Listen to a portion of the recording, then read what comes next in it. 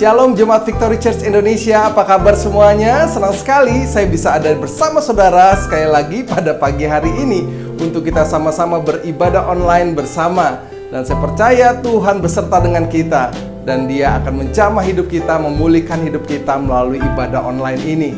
Dan saya mau menyambut saudara-saudara kita dari berbagai kota di Indonesia. Apa kabar semuanya? Ya, saya melihat saudara terus bersemangat dan saya percaya Tuhan juga akan menjamah hidup saudara dimanapun saudara berada pada pagi hari ini.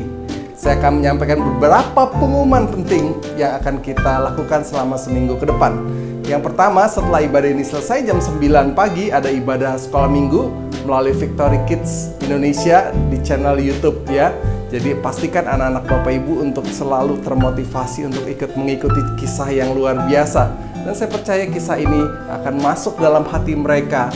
Mereka akan mulai merasakan kasih Tuhan yang luar biasa.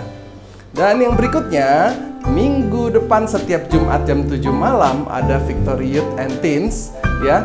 Kami juga di sini menyiapkan pembicara yang luar biasa ya, di mana kita mempersiapkan anak-anak muda, anak-anak remaja untuk mereka terampil di dalam kehidupan mereka, di mana mereka sedang mempersiapkan dirinya untuk masa depan mereka. Pastikan anak Bapak Ibu yang sudah remaja dan anak muda untuk join di sini. Ya, kita belajar sama-sama melalui Zoom online. Ya, dan cepat segera hubungi ya Victory Church Official untuk mendapatkan link Zoom-nya. Dan setelah ini, saudara, setelah ibadah ini kita ada V-Club online ya. Ada jam-jam yang sudah dipersiapkan. Kenapa kami rindu untuk saudara ada dalam V-Club online ini? V-Club online adalah komunitas dalam kelompok-kelompok kecil di mana kita bisa saling menguatkan. Kita sharing ya. Saudara mungkin yang sedang hari-hari ini sedang mengalami kesulitan, mengalami beban yang berat. Saudara nggak tahu tempat cerita di mana. V-Club online menjadi jawabannya, di mana kita bisa saling mendoakan. Amin. Ya, setelah ibadah ini dan hari-hari lainnya, kalau saudara mau tahu V-Club online kita, saudara bisa menghubungi official dan saudara mendapatkan jadwal-jadwal yang akurat. Dan itu saja pengumuman dari saya, dan saya berharap kita bisa bertemu di lain kesempatan di dalam V-Club. Dan saya percaya ini juga memberkati hidup kita, membuat iman kita bertumbuh kuat di dalam Tuhan.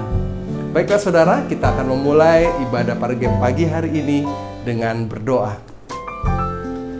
Bapa di surga, kami mengucap syukur untuk kesempatan yang indah ini. Kami siap memuji dan menyembah Engkau Tuhan. Kami percaya Engkau hadir di antara kami. Engkau bertahta di atas pujian kami. Hanya di dalam nama Yesus kami siap memuji-Mu. Amin.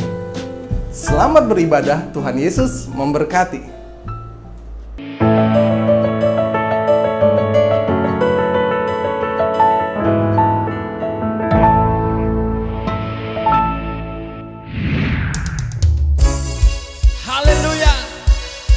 Syukur kami pagi hari ini kepadamu Tuhan. Amin. Haleluya. Oh, oh.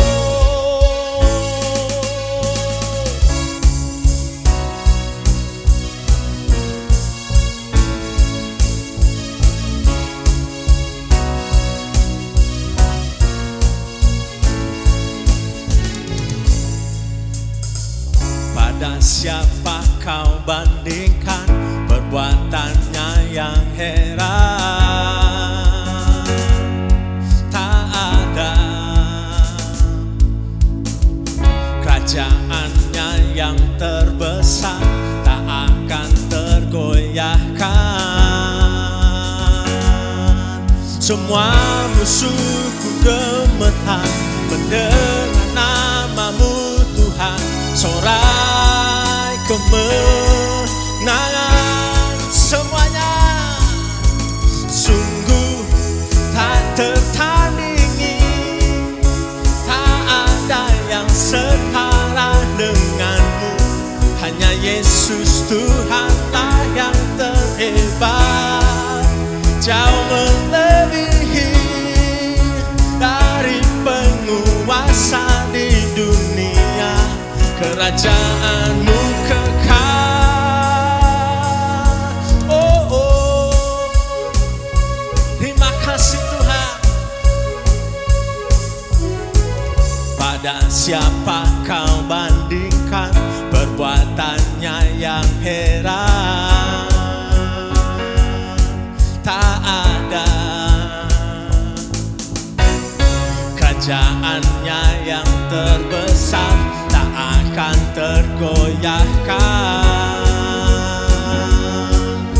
semua musuh pun gemetar mendengar namamu Tuhan, sorai kemenangan. Sungguh tak tertandingi, tak ada yang setara denganmu. Hanya Yesus Tuhanlah yang terhebat, jauh melebihi dari penguasa di dunia. Kerajaanmu kekal. Oh, terima kasih Tuhan, Engkau luar biasa.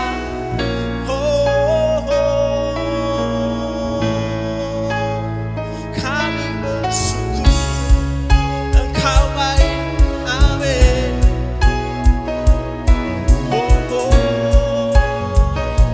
Semua jemaat Tuhan, angkat tanganmu, berikan tepuk tangan bagi Tuhan. Haleluya. Amin.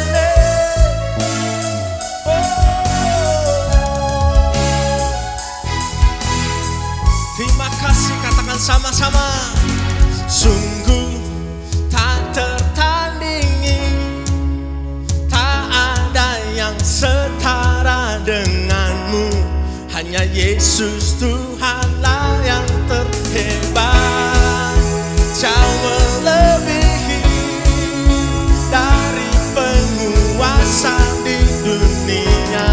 Kerajaanmu kekal.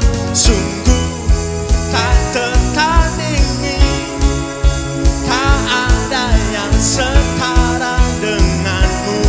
Hanya Yesus Tuhanlah yang terhebat, jauh melebihi dari penguasa di dunia. Kerajaanmu kekal. Haleluya. Oh.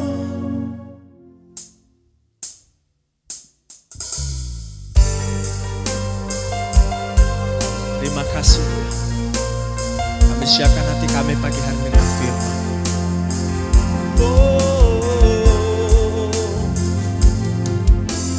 Kau sungguh baik, Kau layak dipuji. Alam semesta melukiskan kebesaran Tuhan. Bumi dan surga menyanyikan kemuliaan namamu. Hosana,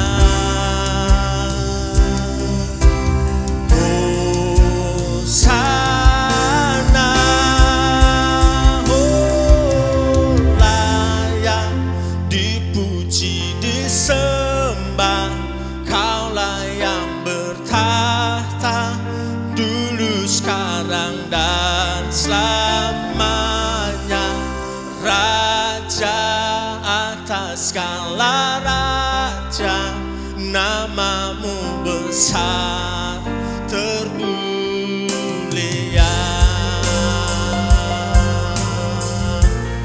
Saya undang semua jemaat Tuhan, katakan alam semesta melukiskan kebesaran Tuhan. Bumi dan surga menyanyikan kemuliaan namamu. Hosana, oh,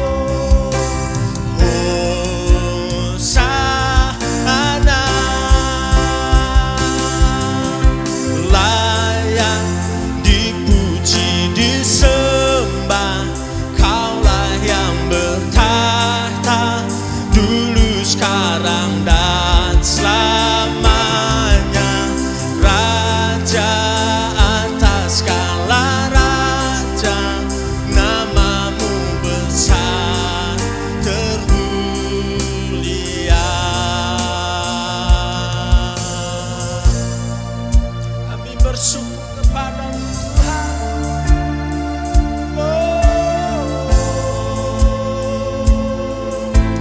Nama-Mu termulia, Nama-Mu termulia.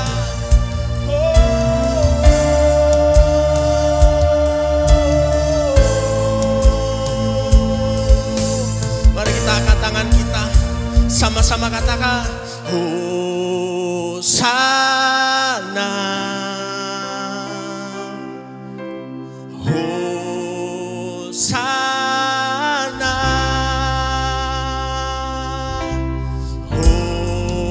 Hosana, amin, amin,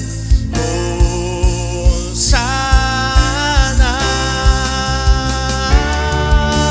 layak dipuji disembah, Kaulah yang bertahta dulu sekarang dan selamanya, Raja atas segala raja, Nama-Mu besar termulia. Semua katakan layak dipuji disembah, Kaulah yang bertahta dulu sekarang dan selamanya, Raja atas segala raja, Nama-Mu besar termulia, Nama-Mu besar termulia, Nama-Mu besar termulia.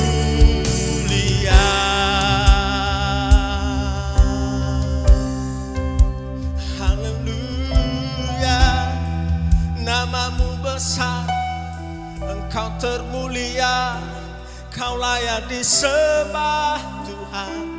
Oh, Nama-Mu besar, Nama-Mu besar. Terima kasih buat kebaikan-Mu Tuhan. Terima kasih. Haleluya. Bapak, kami bersyukur pagi hari ini. Kami sudah memuji Tuhan dan kami mau siapkan hati kami mau dengar firman. Biarlah Roh-Mu memimpin hidup kami. Firman menjadi kekuatan dalam hidup kami Bapa. Terima kasih urapan-Mu turun atas hamba-Mu, memberkati bahkan mengurapi, sehingga lewat apa yang disampaikan oleh hamba-Mu yaitu firman-Mu itu menguatkan hati kami umat-Mu dan hidup kami semakin mulia dan berkenan bagi Engkau Bapa. Kami bersyukur, kami mau dengar firman Tuhan dalam nama Yesus Kristus. Haleluya. Amin.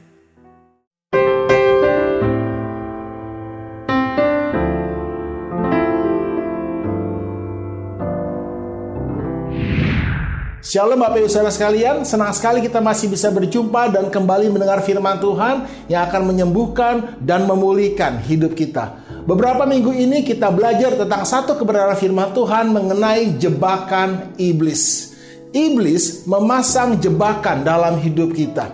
Dan kita sudah belajar bahwa jebakan iblis itu menarik, menggoda, tersembunyi, dan mematikan. Jebakan yang pertama adalah kepahitan. Kita tidak bisa mencegah situasi orang atau siapapun untuk tidak menyakiti hati kita. Tetapi jangan sampai kita terjebak untuk membenci atau menjadi pahit. Karena kebencian tidak pernah membebaskan atau menyembuhkan hidup kita. Justru kebencian adalah sebuah jebakan. Kita belajar untuk mengampuni seperti Tuhan sudah mengampuni kita. Pengampunan tidak mengubah masa lalu, tetapi pengampunan menentukan masa depan kita. Dan jebakan iblis yang kedua adalah cinta uang. Ingat baik-baik saudara, uang hanyalah alat, bukan tujuan. Anda dan saya diciptakan untuk mengasihi Tuhan, bukan mengasihi uang. Karena uang tidak dapat mengasihi kita kembali. Dan hari ini kita akan belajar jebakan iblis yang ketiga yang juga sangat banyak membunuh dan membinasakan hidup anak Tuhan tanpa disadari saudara. Apakah itu? tidak mentaati dan menghormati orang tua. Sebelum kita lanjut, kembali saya ingin Bapak Ibu Saudara semua, khususnya Anda Jemaat Victory Church Indonesia dan juga VMC, Victory Mentoring Community, Anda harus mengerti terlebih dahulu, apa itu kekristenan. Penting sekali untuk Anda dan saya memiliki gambar yang benar tentang kekristenan. Kalau Anda memiliki gambar yang salah, misalnya Anda melihat mikrofon sebagai sebuah ulekan, maka apa yang terjadi? Anda akan memakai mikrofon ini dengan cara yang salah. Anda akan memakai mikrofon ini sebagai ulekan, dan akibatnya mikrofon ini rusak. Karena mikrofon ini bukanlah ulekan. Nah, karena itu saudara, penting sekali kita memiliki gambar yang benar. Kalau Anda punya gambar yang salah tentang kekristenan, maka kekristenan Anda pun akan salah, saudara. Kalau Anda mempunyai gambar yang salah, maka semua yang Anda dan saya lakukan dan bangun dalam hidup ini akan menjadi salah. Apa itu kekristenan? Kekristenan adalah kehidupan yang dibangun di atas dasar hubungan. Yohanes 10:10, Tuhan Yesus berkata, "Aku datang supaya mereka mempunyai hidup dan mempunyainya dalam segala kelimpahan." Tuhan Yesus datang bukan untuk memberi Anda dan saya agama yang baru. Tuhan Yesus datang untuk memberi Anda dan saya hidup yang baru. Agama bukanlah ciptaan Tuhan. Tuhan tidak pernah menciptakan agama. Agama adalah produk manusia yang jatuh ke dalam dosa sebagai bentuk usahanya untuk mencari Tuhan, untuk kembali kepada Tuhan. Dalam kekristenan, bukan kita yang mencari Tuhan, tetapi Tuhanlah yang mencari kita. Karena kita yang terhilang. Kalau saya kehilangan handphone saya, bukan handphone saya yang mencari saya. Sayalah yang mencari handphone saya. Pemilik handphone itu adalah saya. Saya mencarinya.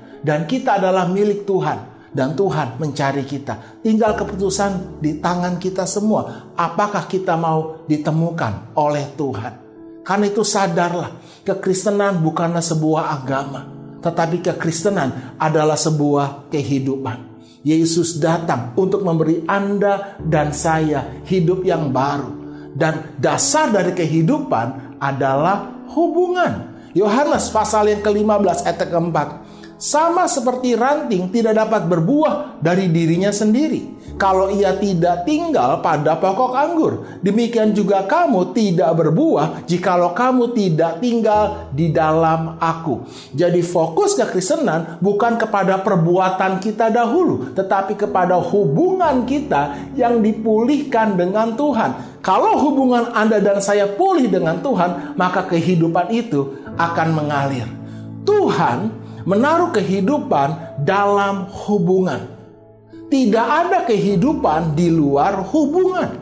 Karena hubungan menghasilkan kehidupan. Karena itu saudara, kekristenan tanpa hubungan adalah mati. Perintah yang pertama dan terutama dalam kekristenan apa? Kasihilah Tuhan Allahmu.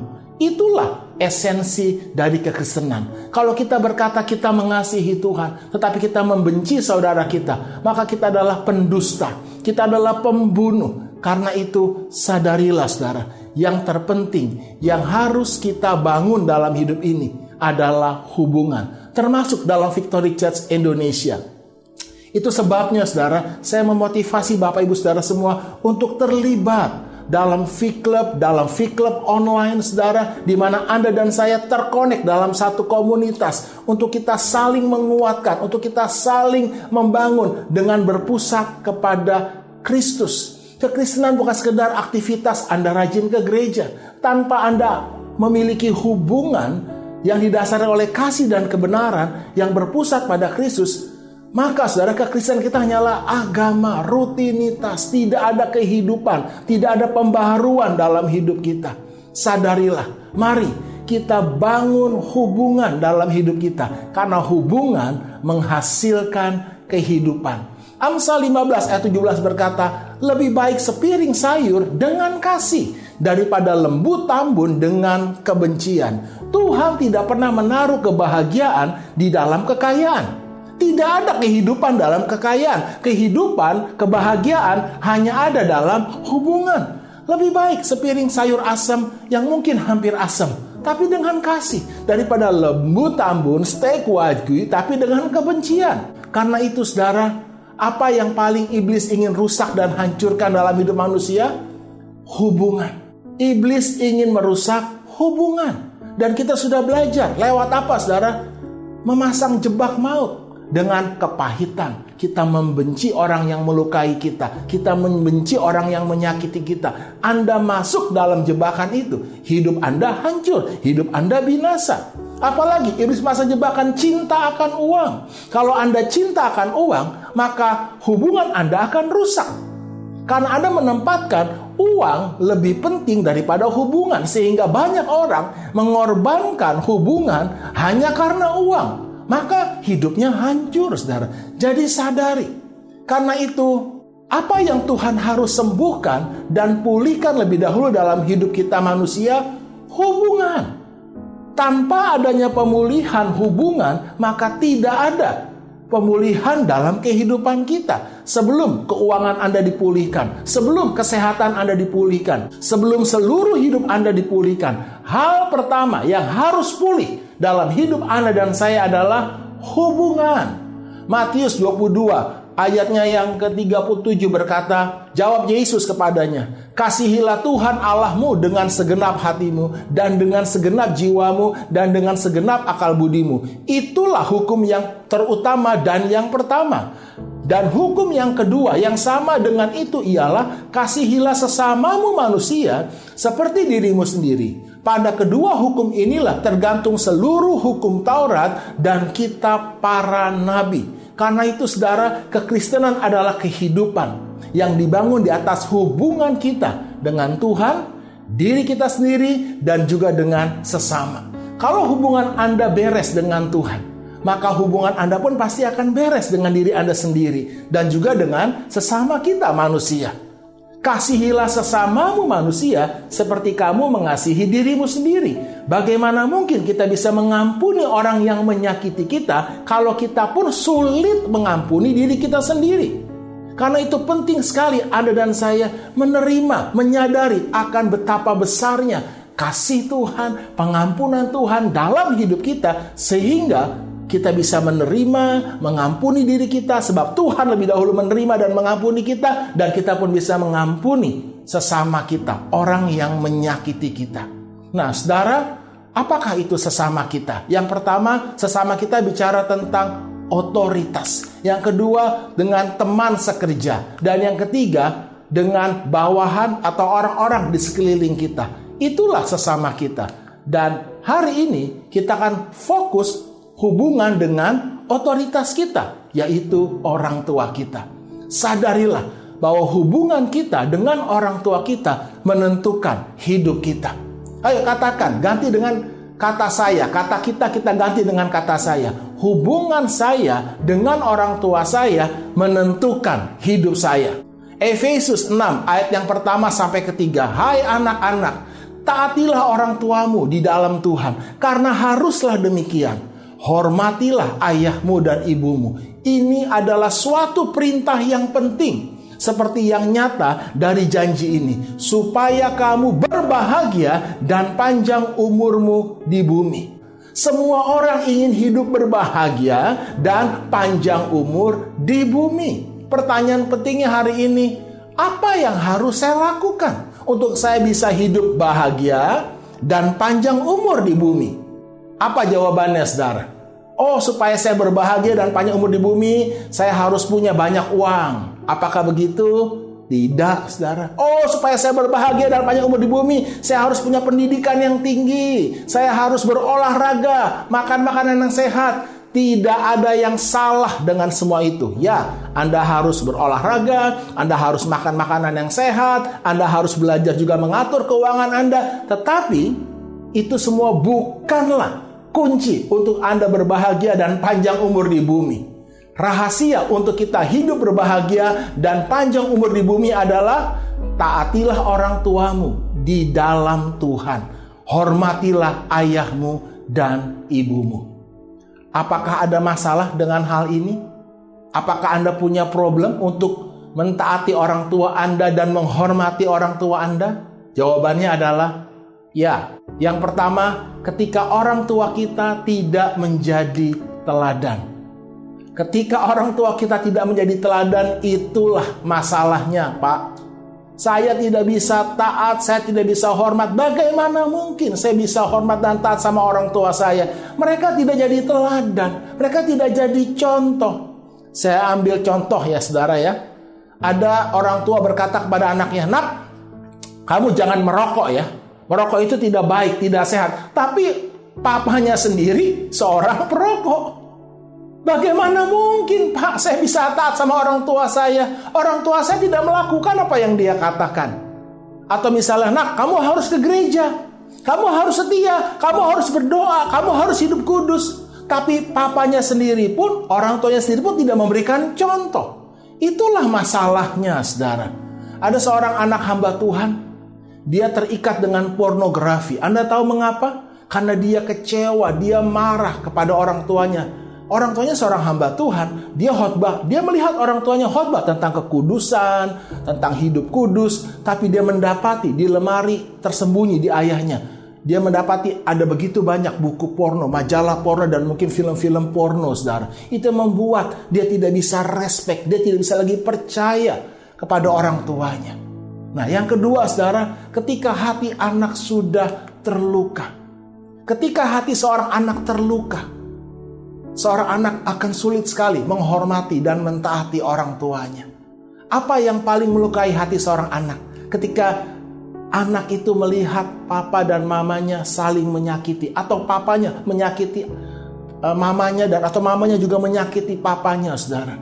Tidak ada yang membuat hati seorang anak begitu berduka selain melihat papa dan mamanya saling menyakiti, saudara. Ketika istri saya dipercaya untuk memimpin yayasan Citra Anak Bangsa sekolah, ada seorang anak TK, saudara, ketika ditanya, "Sudah besar mau jadi apa?" Lalu dia gambar, ya anak-anak itu menggambar di kelasnya, mau jadi polisi, mau jadi tentara. Ketika ditanya, "Kenapa kamu jadi tentara?" Di depan kelas dia berkata, "Karena aku pengen dor, bunuh papaku." Semua terdiam, saudara. Rupanya anak ini, walaupun masih TK, saudara, tapi dia sudah memendam kebencian terhadap ayahnya. Dia melihat ayahnya menyiksa mamanya, menjambak mamanya, bahkan menyeret mamanya.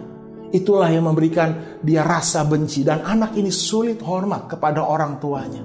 Apalagi, saudara, yang melukai hati anak, saudara, perkataan orang tua. Itu melukai hati anak, saudara. Karena itu, mari bapak-bapak, para orang tua, jangan bangkitkan amarah di hati anak-anak kita. Kalau anak-anak kita sulit mentaati dan menghormati kita, bagaimana mungkin mereka bisa berbahagia dan panjang umur di bumi? Dan yang ketiga, saudara, yang membuat seorang anak sulit menghormati orang tuanya adalah pola asuh yang salah. Ini adalah peran orang tua, karena orang tua tidak mendidik anaknya dengan benar. Salah satu kesalahan terbesar orang tua dalam mendidik anak adalah menjadikan anak itu pusat dari pernikahan mereka. Banyak orang tua diadu domba sama anak. Orang tua berantem karena anak saling menyalahkan. Anak tidak melihat adanya kesatuan dalam pernikahan orang tuanya. Ketika anak saya nomor 1, Fania, paling kecil, ya waktu itu masih kecil, mungkin kelas SD, kelas 3 atau kelas 4 SD, saya lupa persisnya. Ini kejadian sudah lama sekali, saudara. Ya, waktu itu istri saya, Sandy, mengambil beberapa baju, ya cukup banyak lah, yang sudah kekecilan, yang tidak lagi bisa dipakai oleh Fania, untuk diberikan kepada orang-orang yang lebih membutuhkan. Tapi tanpa sepengetahuan Fania. Ya, lalu kami berdua pergi keluar, ya, ada janji ketemu, saya menyetir, dan di tengah jalan, Fania pulang sekolah, dia kaget, dia syok melihat baju-bajunya kok banyak yang hilang, dan dia tanya sama pembantu kami, dan pembantu kami berkata, "Oh, mami yang ambil, mau diberikan kepada anak-anak yang susah." Nah, Fania langsung telepon istri saya, tapi Fania nelpon dengan nada yang tinggi, dengan nada yang keras, saudara ya. Dia tidak suka maminya ambil bajunya tanpa memberitahukan dia, saudara. Lalu waktu saya lagi menyetir, saya mendengar suara itu. Lalu saya berkata kepada istri saya, "Apakah itu Fania? Kenapa?" "Oh, dia marah. Ya, dia tidak suka kalau bajunya diambil. Tapi dia bentak kamu." Saya tanya istri saya, "Iya." Lalu saya berhenti, saya telepon ke rumah dan katakan, pas Fania yang angkat, "Fania, ini papi. Tadi kamu telepon mami?" "Iya, papi." "Kamu bentak-bentak mami?" "Ya, habis mami ambil baju aku." "Ya, Lalu saya katakan seperti ini, Fania dengar baik-baik. Jangan bentak mamimu, itu istri papi. Dan papimu ini sangat mengasihi istrinya. Sekali lagi, hormati mamimu karena itu istri papi. Anda lihat, ketika saya berkata seperti itu, saudara, itu memberikan signal yang kuat kepada anak saya bahwa kami satu. Hormati mamimu karena mami adalah istri papi. Dengan demikian, anak saya Fania bisa menghormati kami. Karena kami mendidik dia, mendidik ketiga putri kami, Vanessa dan juga Valerie, bahwa mereka bukanlah pusat dalam pernikahan kami. Kami harus mendidik mereka dan kami bersyukur. Kalau Anda tanya kepada Fania, Vanessa, dan Valerie, hari ini anak-anak kami, tanya pada mereka, siapa yang paling papi maminya kasihi? Bukan mereka, tapi kami. Itu yang paling penting, saudara. Jangan jadikan anak itu pusat. Kita harus mendidik anak kita. Nah, satu kali saya pernah berjalan di satu mall dan saya mendengar sekilas seorang ayah berkata pada anaknya, mana mamamu yang bego itu, yang bodoh itu? Saya kaget, saudara. Saya hampir aja berhenti ngomong seperti ini. Pak, udah tahu bego, bodoh, kenapa dinikahi juga? Kamu yang lebih bego. Tapi saya tidak mengatakan itu, saudara ya. Tapi banyak ayah-ayah berkata kepada anaknya, mamimu itu bodoh, mamimu itu tolol. Maaf agak kasar, saudara. Dengan kata lain, dia tidak mendidik anaknya untuk menghormati orang tuanya. Mengapa banyak anak hari ini menderita, umur pendek, saudara, tidak berhasil dalam hidupnya? Karena orang tuanya salah asuh. Jangan pernah biarkan anakmu memukul wajahmu lalu engkau diam saja ketawa. Dari sedini mungkin engkau ajar dia, engkau latih anak-anakmu untuk menghormati orang tuanya. Karena itu yang keempat, saudara, apa yang membuat seorang anak sulit mentaati dan menghormati orang tuanya? Masalah komunikasi, yaitu cara, waktu, dan tempat yang salah ketika menegur si anak, saudara. Karena itu orang tua harus belajar yang berhikmat. Bagaimana cara waktu kita menegur anak kita? Jangan di depan umum. Jangan di waktu yang salah. Dia lagi capek, kita tegur dia, kita marahin dia. Ya kami pun sebagai orang tua seringkali terpancing. Ya kami harus sadar, kami harus terus belajar bagaimana berkomunikasi dengan benar. Sehingga tidak membangkitkan amarah di hati anak kami. Kami harus memberikan pengertian. Biarkan anak kita istirahat dulu. Di waktu tenang baru panggil dia, tegur dia empat mata. Beritahu kesalahannya dengan persuasif, saudara, bukan menyerang. Dengan menanamkan identitas yang benar. Papa mama sayang kamu, papa mama bersyukur punya anak seperti kamu. Tapi papa mama ada keberatan dengan sikap kamu, dengan perkataan kamu semalam. Ya, katakan dengan baik, saudara. Sehingga anak kita bisa mengerti. Karena itu, saudara, apa yang membuat seorang anak sulit mentaati kita sebagai orang tua? Yang pertama, ketika orang tua tidak menjadi teladan, ketika hati anak sudah terluka, pola asuh yang salah, dan yang selanjutnya masalah komunikasi, cara, waktu, dan tempat yang salah. Tapi pertanyaan pentingnya hari ini buat setiap kita, para anak, apakah orang tua kita harus sempurna dulu, baru kita bisa taat dan hormat? Apakah orang tua kita harus jadi teladan dulu, baru kita bisa hormat dan taat? Atau orang tua kita harus sempurna dulu pernikahannya? Kan kenyataannya tidak ada orang tua yang sempurna. Karena itu jangan jadikan alasan kondisi ketidaksempurnaan orang tua kita untuk tidak mentaati dan menghormati orang tua kita, saudara. Kenapa, saudara? Karena ini perintah. Dan perintah itu tidak ada hubungan dengan situasi kondisi kita. Perintah itu diberikan untuk ditaati. Kalau Anda tidak mentaati sebuah perintah, ada konsekuensinya. Tapi kalau Anda mentaati perintah dan dikatakan ini perintah yang penting, konsekuensinya Anda berbahagia dan panjang umur di bumi. Jadi hai anak-anak, taatilah orang tuamu, sekalipun orang tuamu tidak menjadi teladan. Taatilah orang tuamu, sekalipun mungkin orang tuamu melukai hatimu. Taatilah dan hormatilah orang tuamu, sekalipun mungkin engkau tidak dididik dengan baik oleh orang tuamu. Sekalipun mungkin orang tuamu salah dalam berkomunikasi dan menegur kesalahanmu. Taatilah dan hormatilah orang tuamu. Maka engkau akan berbahagia dan panjang umurmu di bumi. Dan ada dua kata yang dinyatakan oleh perintah ini. Yang pertama taat, yang kedua hormat. Ada anak taat tapi tidak hormat. Ya, dia taat karena dia takut. Dia taat dengan keluh kesah, lalu di hatinya penuh dengan omelan, caci makian. Ya, saya pun demikian, saudara. Saya ingat ketika saya lagi asik-asik main di luar, saya dipanggil pulang, disuruh tidur siang. Itu ya saya kembali ke rumah tidur siang, tapi hatinya ngedumel, saudara. Saya caci maki ya orang tua saya, papi wah, tapi mukanya merengut gitu, taat tapi tidak hormat. Atau ada juga anak tidak taat tapi hormat, ya dia mukanya ya senyum ya, tapi nggak taat, saudara. Diam-diam dia merencanakan sesuatu untuk menyerang orang tuanya. Itu juga munafik, saudara. Tapi yang Tuhan mau ya, kita taat dan juga kita hormat kepada orang tua kita. Termasuk orang tua rohani, termasuk gembala saudara, termasuk juga atasan, bos Anda. Firman Tuhan berkata, jangan hanya di depan mereka kita taat. Ya, kita harus hormat dan taat. Karena apa? Karena orang tua kita, gembala, otoritas di atas kita adalah wakil Tuhan bagi kita di bumi ini. Sikap kita terhadap otoritas itu menunjukkan sikap kita terhadap Tuhan yang tidak terlihat. Karena itu, hormatilah dan taatilah orang tua kita di dalam Tuhan. Jadi sadarlah, mentaati dan menghormati orang tua adalah sebuah perintah yang penting. Perintah tidak ada hubungan dengan perasaan suka atau tidak suka. Perintah hubungannya dengan sebuah keputusan. Dan kalau bos kita, khususnya juga orang tua kita, tidak memberikan kita satu alasan yang tepat, yang dapat menolong kita untuk mentaati dan menghormati mereka. Alasan terutama kita mentaati mereka adalah karena kita mengasihi Tuhan. Yohanes 14 ayat 15, Tuhan Yesus berkata, jikalau kamu mengasihi aku, kamu akan menuruti segala perintahku. Mari, biarlah kasih Tuhan yang memulihkan hidup kita. Sekalipun mungkin ayah ibu kita menolak kita.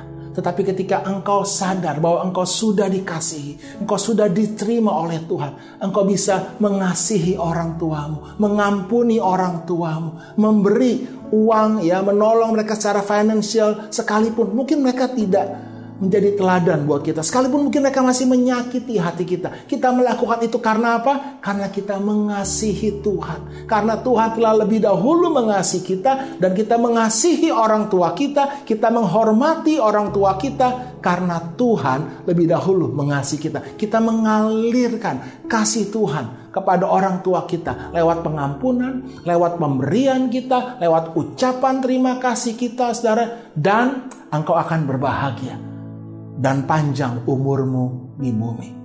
Dan saya mau ingatkan buat Anda semua, para anak, ya, bagaimana kita menghormati dan mentaati orang tua kita. Terlebih satu hal penting ini, yaitu dalam memilih pasangan hidup dan dalam pernikahan, saudara. Itulah puncaknya, saudara. Karena ketika kita menikah, kita akan meninggalkan rumah orang tua kita. Kita menjadi satu dengan pasangan kita. Kita memulai hidup yang baru. Cara kita keluar menentukan cara kita masuk. Kalau Anda keluar dengan sikap hati yang salah, dengan kemarahan, dengan kebencian, dengan membawa luka, maka Anda akan masuk pun dalam pernikahan Anda dengan membawa luka dan kemarahan. Karena itu cara Anda keluar harus benar-benar keluar dengan baik, dengan pulih. Karena itu menentukan cara Anda memulai hidup Anda yang baru. Ketika engkau memilih pasangan hidup, pastikan sebelum kau berkata ya kepada pria atau wanita yang menyatakan cinta kepadamu, pastikan orang tuamu setuju dulu. Libatkan orang tua, termasuk orang tua rohani, saudara. Saya berkata pada anak saya, sebelum seorang pria menyatakan, ketika nanti seorang pria menyatakan cinta sama kamu, ketemu dulu ya sama papi mami. Jangan jawab iya atau tidak dulu. Apalagi jangan jawab iya dulu, saudara. Ketemu dulu. Karena orang tua, otoritas diberikan untuk menjaga, untuk melindungi. Percayalah, saudara, orang tua Tuhan berikan satu, istilahnya indera keenam. Ya, untuk menjaga, melindungi anak-anaknya. Karena itu hormati orang tua kita. Libatkan orang tua kita dalam kita memilih pasangan hidup dan juga dalam pernikahan. Pastikan mereka pun turut berbahagia dalam pernikahan kita. Kalau seandainya ada sikap, ada pikiran orang tua yang tidak sejalan dengan Anda, jangan langsung ditentang, berontak, saudara. Tetap dengan cara yang hormat. Nyatakan keinginan hatimu, nyatakan ketidaksetujuanmu, tapi bukan dengan cara melawan atau memberontak, maka pernikahanmu akan berbahagia dan pernikahanmu akan langgeng, panjang umur di bumi. Karena itu, sadarilah, hubungan kita dengan orang tua kita menentukan hidup kita. Dan kita para orang tua juga harus menyadari bahwa hubungan kita dengan anak-anak kita juga menentukan hidup anak cucu kita. Karena itu, mari para orang tua, didiklah anakmu di dalam Tuhan. Hai anak-anak, taatilah orang tuamu di dalam Tuhan, karena haruslah demikian. Hormatilah ayahmu dan ibumu. Ini adalah suatu perintah yang penting, seperti yang nyata dari janji ini, supaya kamu berbahagia dan panjang umurmu di bumi. Dan kamu bapak-bapak, janganlah bangkitkan amarah di dalam hati anak-anakmu, tetapi didiklah mereka di dalam ajaran dan nasihat Tuhan. Kiranya firman Tuhan hari ini benar-benar menyadarkan dan mencelikan mata kita semua. Janganlah kita terjebak dalam jebakan tidak menghormati dan mentaati orang tua kita. Mari kita berdoa. Bapa, kami terima firman-Mu hari ini Bapa dengan hati yang terbuka. Sadarkan kami, celikan mata kami. Biarlah firman Tuhan hari ini sungguh-sungguh membawa kami kepada pertobatan dan pemulihan hubungan. Ampuni orang tuamu, berkati orang tuamu, karena orang tuamu juga memerlukan kasih, memerlukan anugerah Tuhan lewat hidupmu. Dan hai engkau anak-anak, ampuni jugalah orang tuamu, berkati mereka. Bapa, biarlah hati bapak-bapak boleh kembali kepada anak-anaknya, dan hati anak-anak kembali kepada bapak-bapaknya. Ada pemulihan hubungan orang tua dan anak terjadi Bapa, lewat kerendahan hati kami. Berikan kami hikmat Tuhan untuk melakukan kebenaran firman Tuhan ini. Di dalam nama Tuhan Yesus, setiap kita yang percaya bersama-sama katakan amin. Tuhan Yesus memberkati.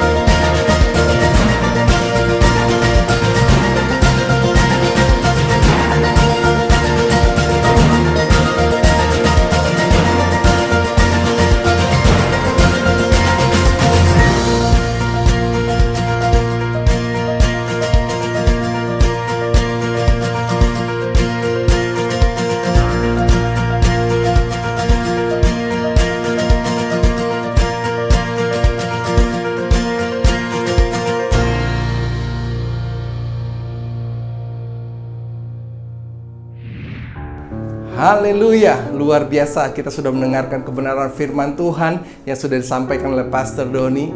Ya, sekali lagi, iblis berusaha untuk menjerat anak-anak Tuhan, tetapi kebenaran firman Allah memprotek kita, seperti memvaksin kita untuk ingat bahwa Tuhan jauh lebih besar. Tuhan lebih sanggup untuk menolong kita. Asal kita sungguh-sungguh memperhatikan firman Tuhan, pasti saudara dan saya terbebas dari jerat iblis. Mari saudara, kita akan siapkan hati kita untuk kita memberikan persembahan kita, saudara. Tapi sebelumnya kita akan berdoa terlebih dahulu. Bapa di surga, kami mengucap syukur untuk setiap berkat yang Tuhan sudah berikan dalam hidup kami. Ini waktunya untuk kami rindu memberi persembahan kami. Dan Tuhan memberkati tangan-tangan memberi dengan sukacita. Hanya di dalam nama Yesus kami mengucap syukur. Amin. Selamat memberi. Tuhan Yesus memberkati.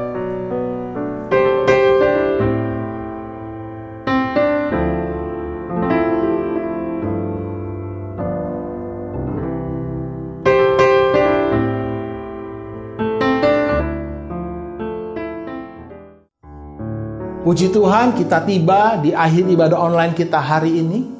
Dan kita bersyukur biarlah firman Tuhan yang Anda baru saja dengar sungguh-sungguh menjadi firman Tuhan yang hidup. Jangan lupa setelah ibadah online ini ada V-Club online. Ayo sempatkan diri kita untuk bertemu, bersekutu, dan men-sharingkan kembali apa yang sudah Anda dengar, sehingga firman itu tidak lalu tetapi boleh tertanam, berakar waktu kita men-sharingkan kebenaran ini. Mari kita berdoa bersama-sama. Bapa, kami bersyukur, kami terima firman-Mu Tuhan.